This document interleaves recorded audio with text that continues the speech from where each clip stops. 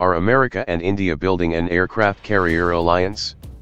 America appears ready to provide a significant boost to India's future aircraft carrier. According to Indian media reports, the United States and India have entered the final stages of a negotiation for Washington to equip Delhi's future aircraft carrier with a state-of-the-art electromagnetic aircraft launch system, EMALS. Ahead of President Donald Trump's meeting with Prime Minister Narendra Modi this month, an 11-member U.S. delegation led by Rear Adm. Brian Antonio, the U.S. Navy's Program Executive Officer for Aircraft Carriers, met with Indian counterparts in western India from October 29 to 31. The Indian side was led by Vice Admiral DM Deshpande, Controller Warship Production and Acquisition, the Hindustan Times reported. One of the hang-ups for the agreement has been that India has insisted on using an electrical system to power its future carrier, whereas US flat tops use nuclear propulsion systems. Washington appears to have relented on the issue, however. The Hindustan Times cited sources as saying that at the meeting of the Joint Working Group on Aircraft Carrier Technology, the United States was ready to power the EMALS with integrated electric propulsion rather than nuclear power, as the cost of latter alone is over $1 billion or Rs 6,500 crore.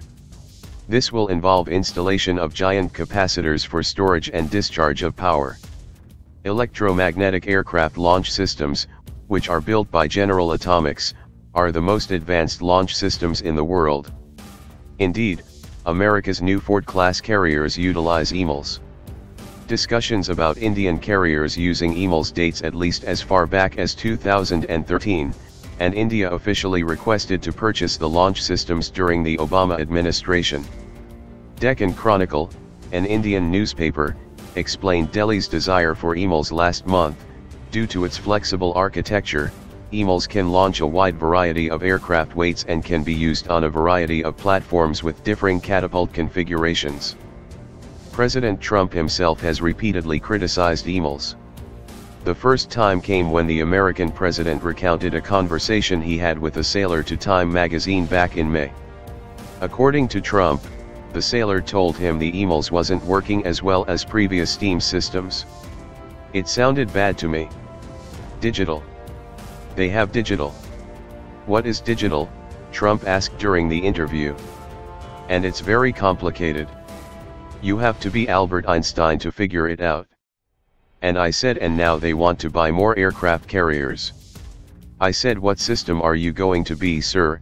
We're staying with digital." I said, "No, you're not. You going to goddamn steam, the digital costs hundreds of millions of dollars more money and it's no good."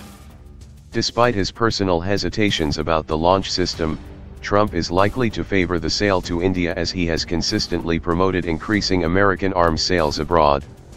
This has been especially true during the president's current trip to Asia, when Trump has called on Japan and South Korea to purchase more American-made systems.